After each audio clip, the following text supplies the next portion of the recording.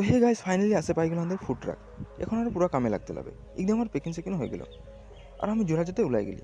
দিগন্ত লেগে রাখছাঙ্গে চারালি তো ওথালে আমি ম্যাজিক উঠে যোরহাট চলে গেলি। যোরহাট পাই দাদাকে ফোন করলি, হাঁকে বলো সঞ্জীবিনী মেডিকেল সামনে আসতেলে। আর আমি লাহে লাহে খুশকারে চলে গেলি।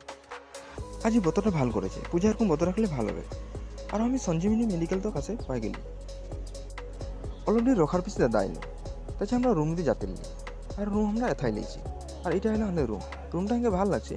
মেন কথা ডাঙর আছে, কারণ বস্তু পানিও রাখতে সুবিধা হবে। আর এটা আমাদের বাথরুম। তার পিছনে আমরা প্যাকিংটা খুললি, সব বস্তুগুলো একটা একটা করে উলাই নিলি।